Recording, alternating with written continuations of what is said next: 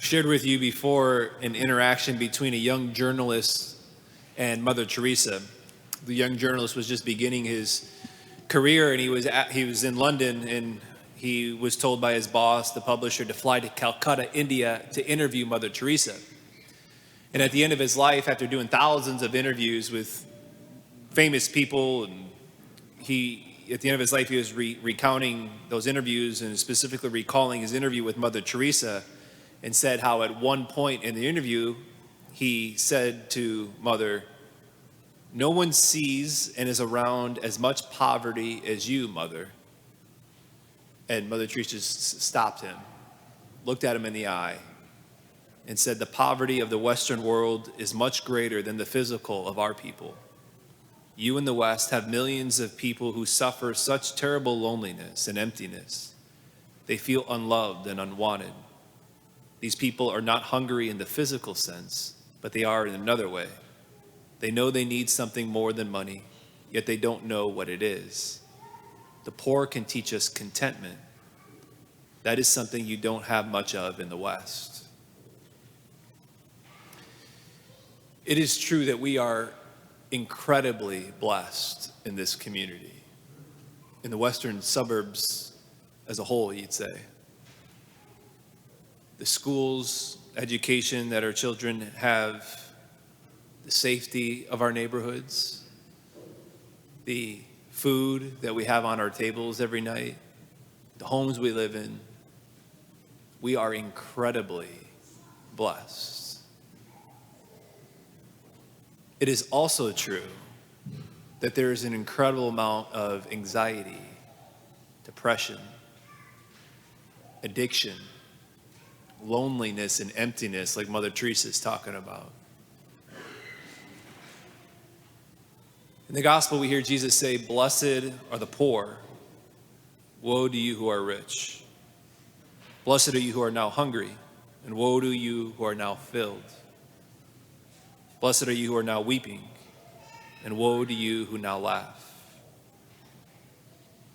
I know each time the Beatitudes confront me, every time I'm like what? Like, what do you mean what do you mean the rich and the sorrowful, or the rich and the filled are sorrowful, and the poor and hungry are the ones that are blessed? Like, it doesn't seem to make any sense. Well, let's make sense of it. Try to. And I think to do that, we look at our first reading today, Jeremiah, chapter 17. Out of all the readings from the Old Testament that the church could have gave us, the reading that she chose to pair up with Jesus' words here today are these 4 verses in the 17th chapter of Jeremiah that I think it really serves as a key to unlock Jesus' words. I think it really gets to the core of the human heart. It gets to the core of human flourishment, and to what Mother Teresa is talking about is this contentment. The Lord says through Jeremiah, "Cursed is the one who trusts in human beings." What's getting at here is the one's ultimate trust, their ultimate confidence, the center of what they're orientated towards. If my ultimate joy, my deepest purpose, the reason why I exist, is for another human being, whether that be friends, good things, family, spouse, my kids, you'll be cursed. It will mess you up. He goes on, "Cursed is the one who seeks his strength in the flesh."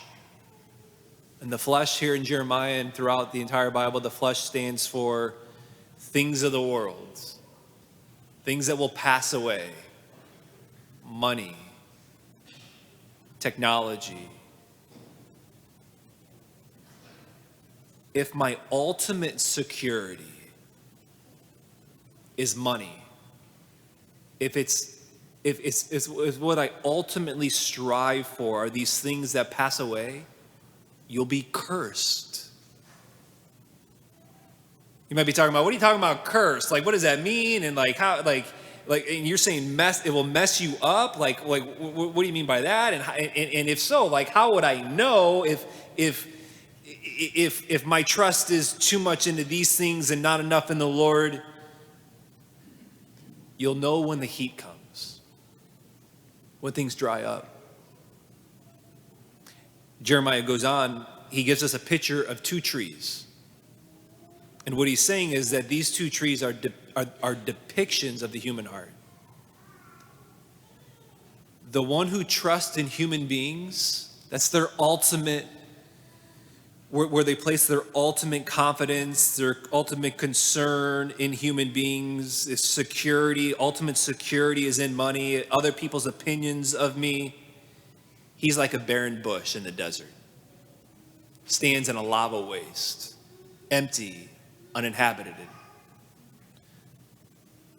was looking up at a commentary on this to read about the bush, and the commentator talked about the bush there in the Middle East. It grew.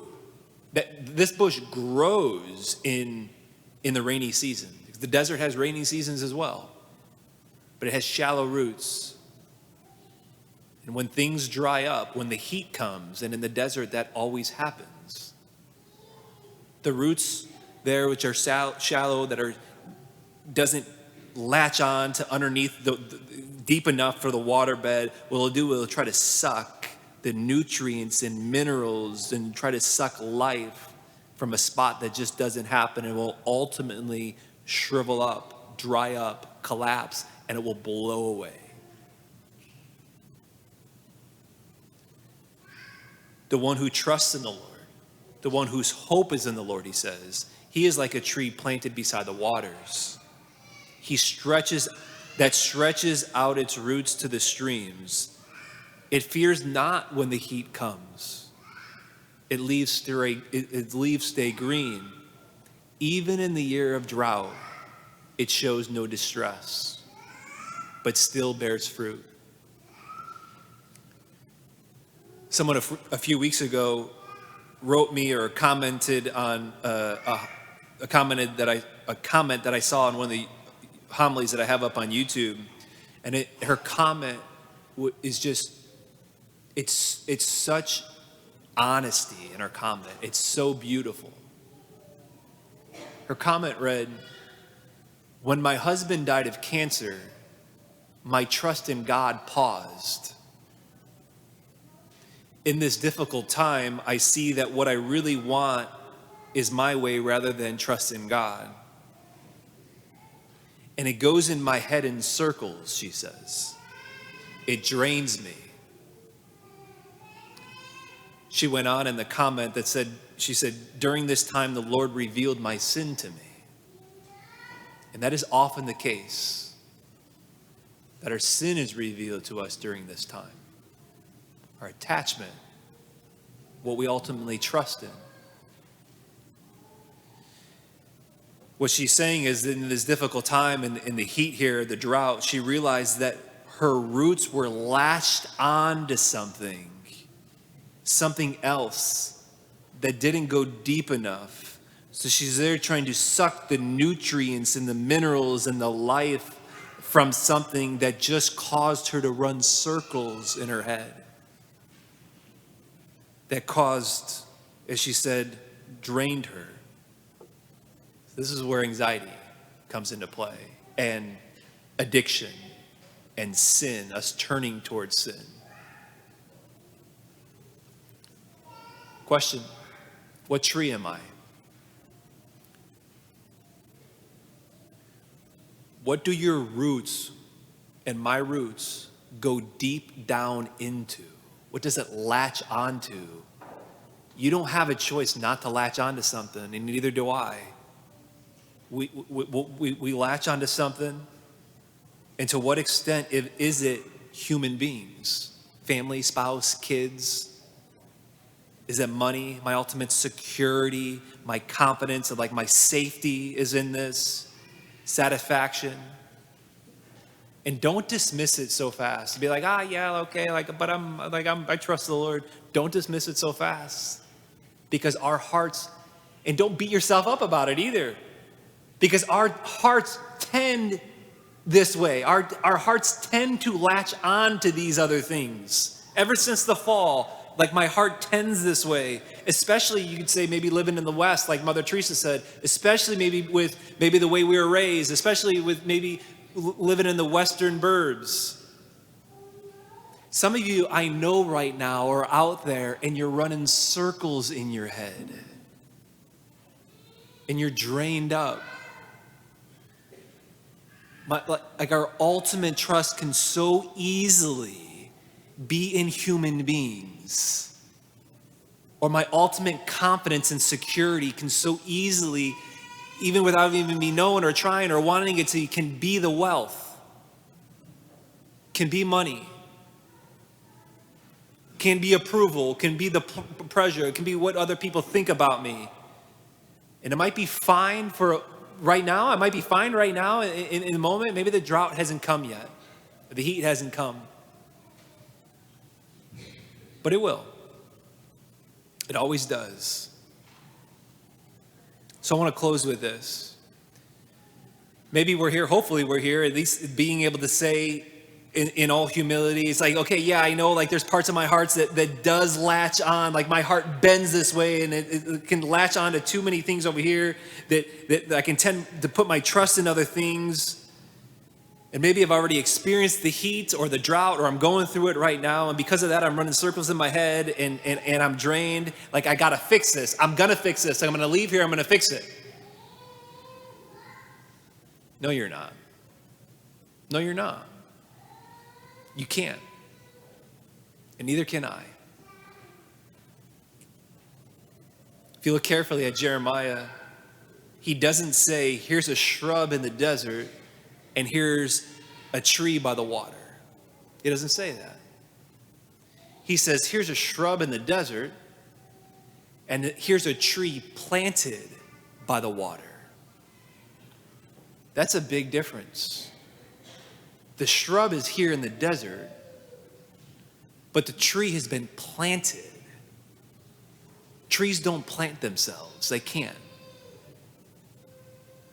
So we need to be uprooted. And see, that's what Jesus does. He himself entered the desert. Jesus himself was poor. Jesus himself was hungry. Jesus himself was hated by others. He allowed himself to be dried up. He allowed the heat to come on the cross, to be shriveled up to the point of saying, I thirst, to be blown away and to die, so that we might be uprooted and planted next to the Father and to receive from that stream if we but call upon him in need. There's the blessed are the poor. Because what do the poor easily be able to do just without even a thought? They cry out in need. They're in want, the poor are. The poor are in need. Won't someone please help me? Won't someone please give me some food? Will someone please bring me some clothes? Someone please help me. If we but call upon the Lord, Lord, help me. If we but call upon the Lord like a poor, hungry, sick beggar, help me, Lord. Heal me. Save me. I need you. Uproot me and plant me next to the stream.